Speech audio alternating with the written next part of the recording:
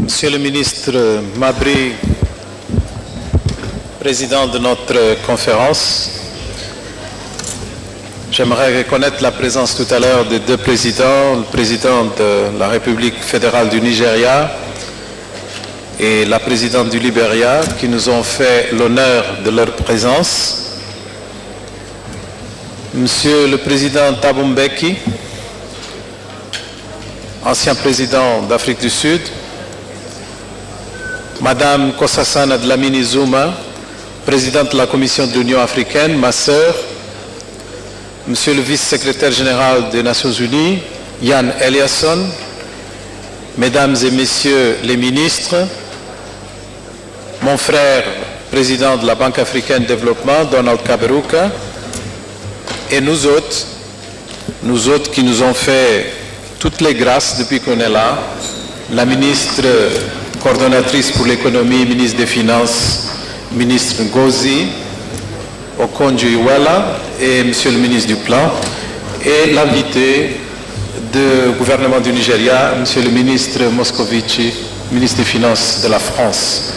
Mesdames et messieurs, permettez-moi de vous accueillir chaleureusement annuelle conjointe de la conférence des ministres africains des finances et de la planification et du développement économique, de la Commission économique pour l'Afrique et de la conférence des ministres de l'économie et des finances de l'Union africaine. Je souhaiterais saisir cette occasion pour remercier le président Goodluck Jonathan, le gouvernement et le peuple nigérian de leur généreuse hospitalité et les féliciter de l'excellente organisation de cette conférence. Il est particulièrement opportun que nous soyons ici compte tenu du thème de la conférence de cette année.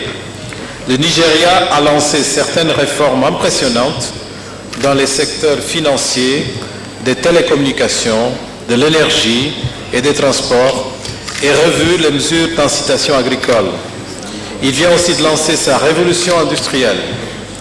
Quand la réforme de sa comptabilité nationale sera annoncée, nous ne serons pas surpris de voir le Nigeria reprendre sa place légitime de la plus grande économie de notre continent. Je me félicite du partenariat stratégique que la CA a noué avec les deux autres institutions panafricaines dont l'histoire est entremêlée avec la nôtre, la Banque africaine de développement et l'Union africaine, notre voisine à Addis Abeba. Je rends hommage aux qualités de leader de la présidente de la Commission, ma sœur, Madame Dlamini Zuma, qui est à l'avant-garde d'une stratégie économique panafricaine cohérente. Elle nous a rappelé tout à l'heure que l'industrialisation, c'est pour maintenant et que nous devons nous atteler à la tâche tout de suite. Je tiens également à remercier les dirigeants des Nations Unies qui sont venus pour la réunion annuelle du mécanisme de coordination régionale, à un moment où nous cherchons à stimuler le rôle de l'Afrique dans le processus de l'après-2015. À cet égard, je suis très heureux de souhaiter tout particulièrement la bienvenue au vice-secrétaire général des Nations Unies, M. Eliasson, qui a bien voulu partager ce moment avec nous. Ladies and gentlemen, in order for Africa to grow and transform, we need to have a clear understanding of our times. We are not new in the business of transformation, but Africa has, nevertheless, to innovate in the business of transformation. Most of you will not know that Prato, a small town in Italy, was once hailed as that country's textile capital. In the last 20 years, a surge of Chinese investment brought to the heart of this European town 50,000 Chinese workers, churning out made in Italy fashion clothes labeled Fendi, Salvatore Ferragamo, all the way to the low-cost Zara or Topshop. Their speed, efficiency, and high productivity are a force to be reckoned with. This growing community has turned around all the rules that once quite Prato some accusing this development to be sweatshop export. Mexico's maquiladoras are another phenomenon of contemporary economic patterns. Maquiladora is a free trade zone manufacturing operation where factories import material and equipment on a duty-free and tariff-free basis for assembly, processing, or manufacturing, and then export the assembled, processed, and manufactured products back to the country from where the raw materials originated. In Tijuana, Mexico, workers know all about their dependence both ways from the investment and export across the border in the US.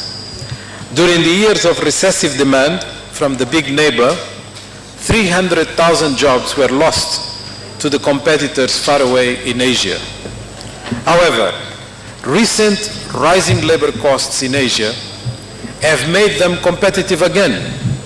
Exports grew 50% between 2009 and 2012 to attain $196 billion.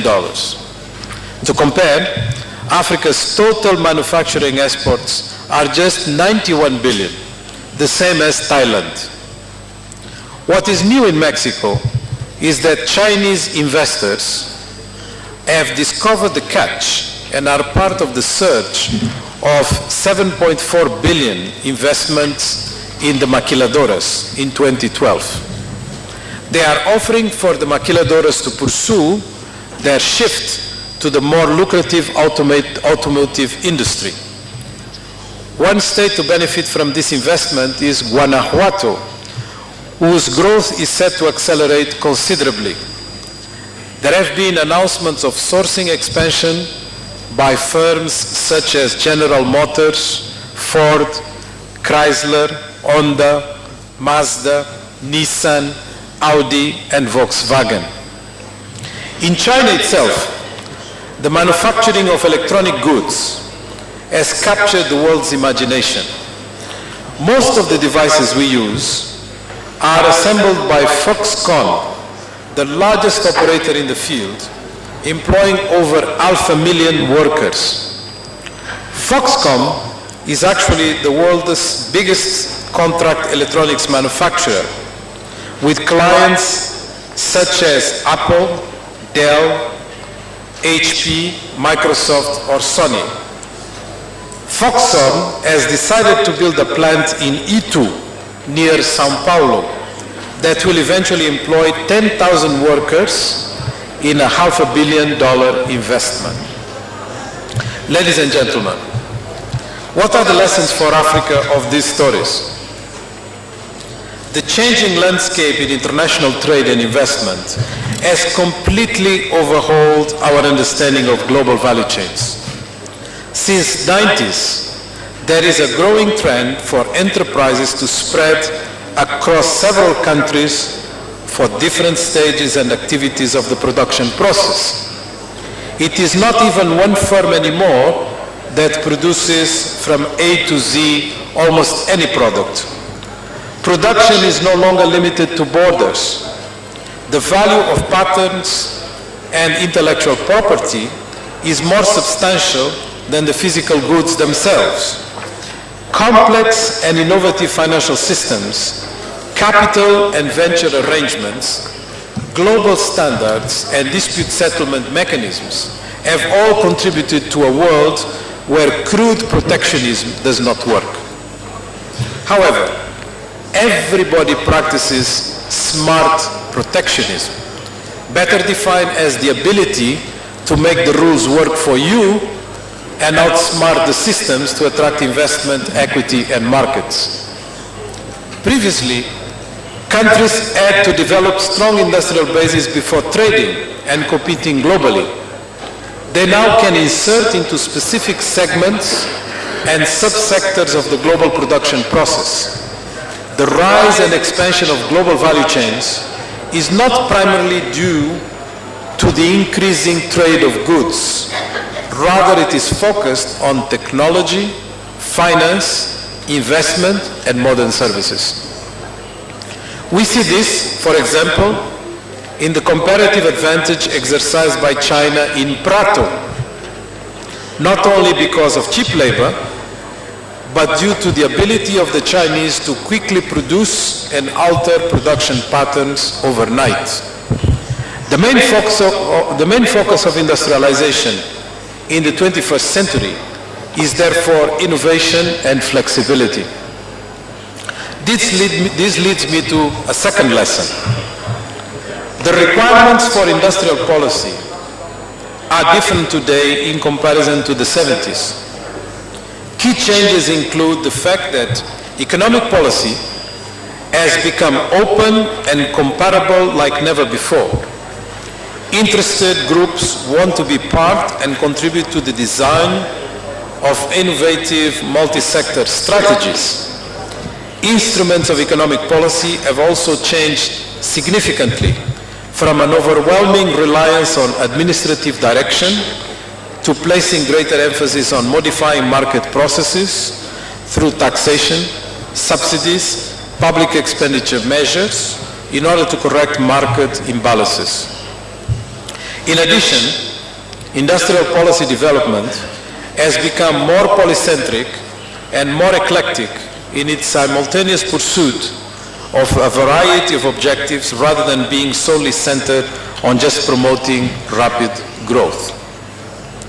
The industrialization models of import substitution used in Latin America or the Southeast Asia export-driven model are no longer an option for Africa.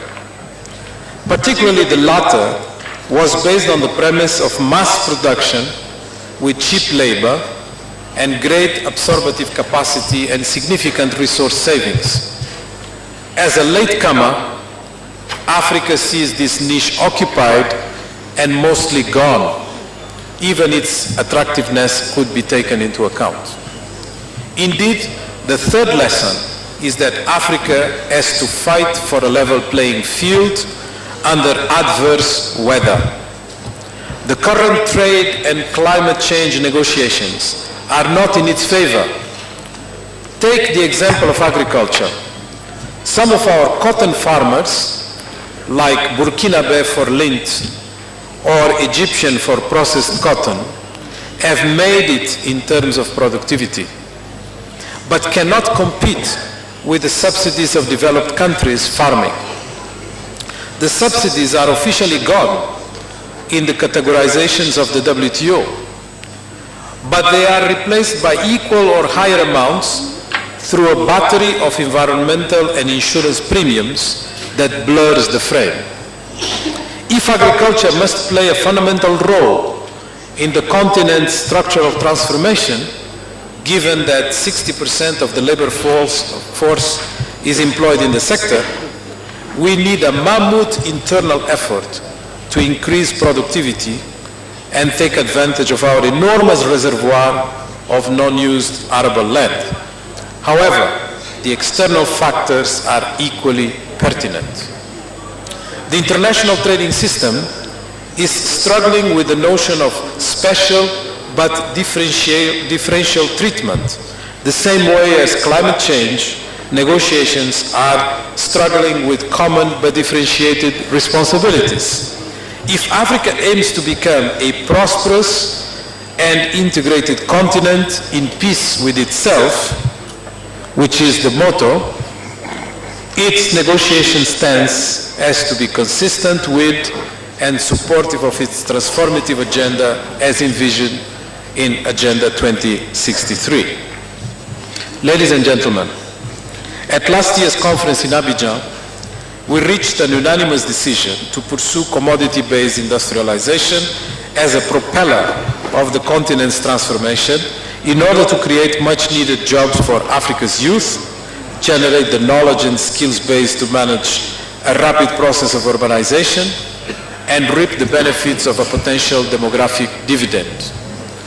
We also recognize the need for adding value to our natural resources, the importance of science and technology and innovation for industrial development, and the shift to modern agriculture.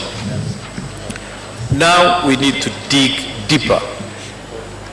We need to explain how are we going to be organic and pursue an industrialization path that is specific to the needs of a plural continent. An industrialization path that is sophisticated, but more importantly, different. First, Africa needs to fully use its bargaining position by maximizing the demands for value addition in the commodities it has a dominant position.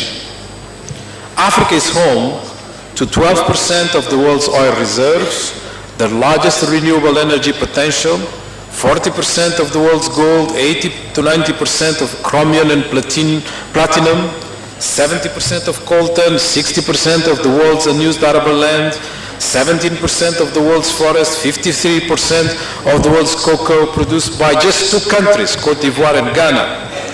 Resources such as this should be leveraged. Second, as a latecomer, Africa is not locked in any technology preferences. It can follow a green and clean energy pathway and leapfrog old carbon-intensive industrial models. The growing awareness of environmental degradation and climate change is giving rise to new research and design priorities like clean energy technologies that could be scaled up rapidly. The continent is well positioned to absorb, adapt, and build on a vast quantity of scientific and technological information already available. Its vast hydropower, geothermal, biomass, wind, and solar to power potential is an amazing asset. For example, only 5% of Africa's hydropower potential has been exploited. Third, Africa should focus on its domestic consumption. Africa's rising population growth, growing middle class, and rapid urbanization will continue to increase demand for consumer goods. Agribusiness holds the key to meet this demand, particularly processed food.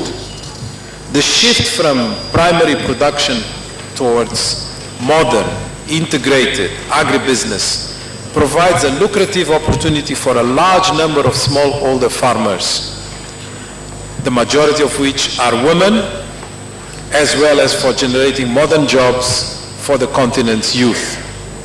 We cannot continue to import yogurt and toothpaste. Fourth, industrialization can and should be inclusive. It should avoid buildings collapsing with sweatshop workers inside, migrants dying in the desert or the sea. Nor do we want to learn about 6 out of the 10 most unequal countries in the world being in Africa.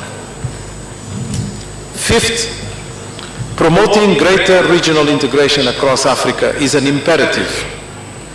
The scope for regional integration is still largely untapped due to both tariff and non-tariff barriers to our intra-Africa trade. Africa's transformation will require renewed and bolder efforts in this regard. Ladies and gentlemen, so what are Africa's chances going forward? Key drivers for the continent's transformation are due to formidable growth, improved economic governance, an export boom, and, of course, rising commodity prices. A growing class of new consumers have brought about a rise in domestic demand, spurring increased public spending and private investment. In addition, steady progress is also being made in tackling some key social challenges. Most countries achieving universal primary enrollment at rates above 90%, and with 1/2 of African countries having achieved gender parity in primary school enrollment. Health has also seen major gains, with 38% decrease in under 5 mortality. Similarly, maternal mortality rate declined 42% over the MDG period, and adult HIV/AIDS prevalence rates also declining from 5.9% in 2001 to 4.9% in 2011. A new brand of Africa is emerging, one that exudes confidence, attractiveness for investment, and that is considerably lowered the risk. And that's why investment has reached 50 billion in 2012. But, yes, there is a but. We still need to move from 5 or 6% average growth to the magic 7, the minimum required to double average incomes in a decade. There is still a long way to go as poverty remains high, access to social services weak, and pervasive conflict undermines the gains. Africa, therefore, needs policy tools and economic enablers. The commonality between the investments in Prato, Guanajuato, and I2 São Paulo is that they have attracted the attention of our #1 trading partner, China. The lesson for us is that industrialization is a competitive business. We have to find our own recipe, our miracle recipe. If we want to become one of the factory floors of the world, our attractiveness will most likely not be found in producing Prada wear, a spare part for Ford, or adjusting Apple's iPhone to the Brazilian market. Africa's attractiveness will be to challenge that its coffee has to be Starbucks, its cocoa has to be Toblerone, and its coltan has to be Samsung, without any slice of the industrial chain that can also be called proudly African. Thank you.